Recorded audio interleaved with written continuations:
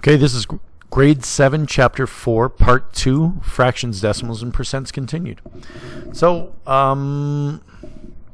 we're going to convert each fraction to a decimal number, round each decimal number to the indicated place value, then convert as a percent. So this is kind of a continuation of what we did last time, but just with more rounding. So that again, that means divide. So when we go 27 divided by 56, it equals a big long number. So 27 divided by 56 equals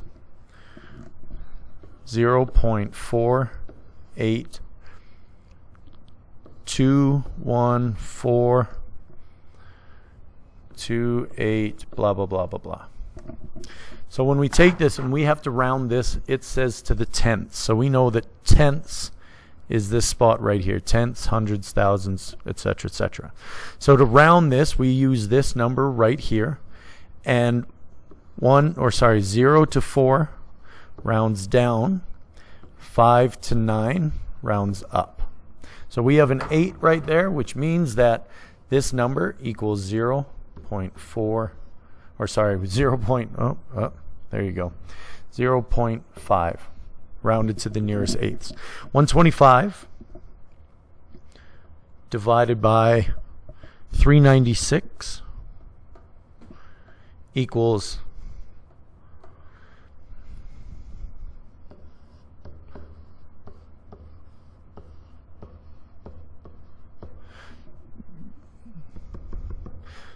0.315655. So we're going to thousands, which means this is tens, this is hundreds, this is thousands. So when we go to thousands, we need, again, we look at this number right here, and this one goes up. So the answer is 0.316. That's the answer right there. So for the final one, when we go 1496 divided by 2005, it equals 0.74613466.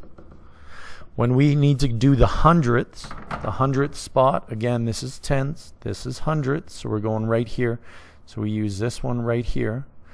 0.75 is our answer. And we've had a lot of experience using this in on the website. So next slide, repeating decimals. Repeating decimals are a little tricky because they go on forever. So 1 divided by 3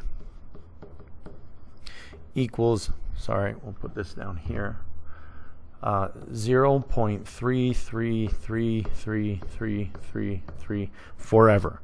It'll go on forever. So to show that, what we do is we go 0.3 and we put a line over the number that is repeating.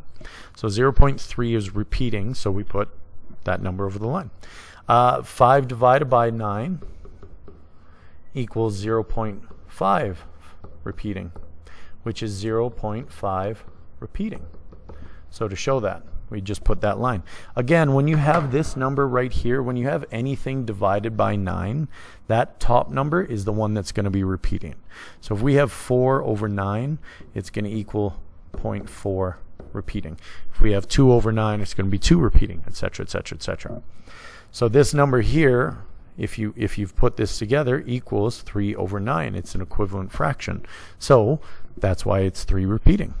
When we get to 5 divided by 6, now this is a little tricky. 5 divided by 6 equals 0.83, and the 3 is repeating. So we don't put 83, but we've got to make sure that the line is not over the 8 and only over the 3.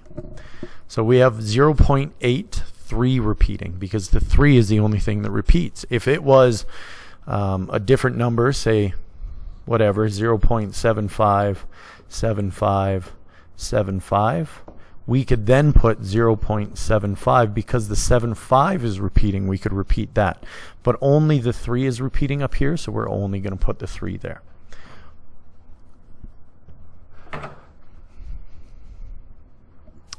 The next slide. So when we use estimation, this is a little tricky, but you've got to follow along here. So Paige has answered 94 questions correctly out of 140 questions. Estimate her mark as a percent. So we've got to think, we've got to start somewhere. So let's start in the middle. 140, 50% of 140, 50 or 0.5 times 140 equals 70. So we know that half of 70 is 140, or sorry, half of 140 is 70. So again, we're trying to get to 94. So we know it's not 50%, but it's above 50%. So the next thing is 10%. So 10% of 140. If we have 140, 10%,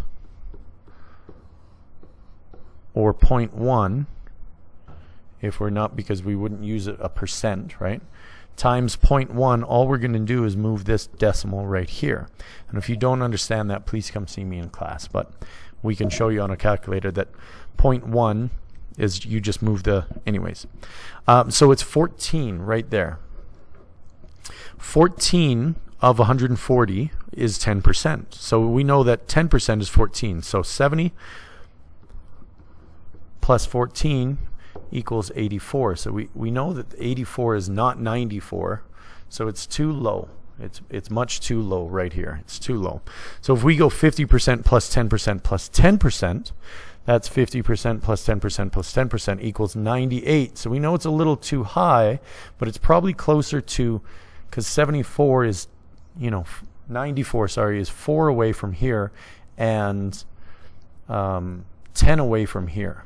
So we know that it's closer to 70% than it is to 60, but we know it's also, it's between 60 and 70%, closer to 70%. Okay?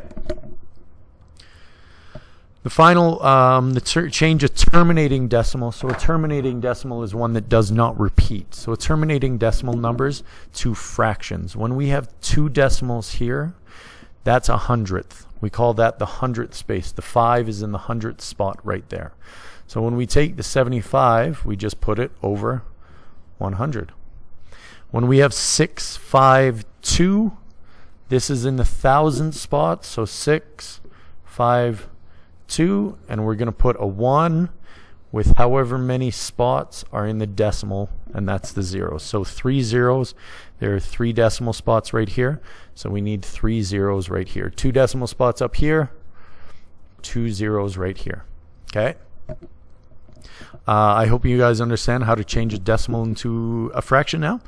That's that. Good luck. The questions will be on the website.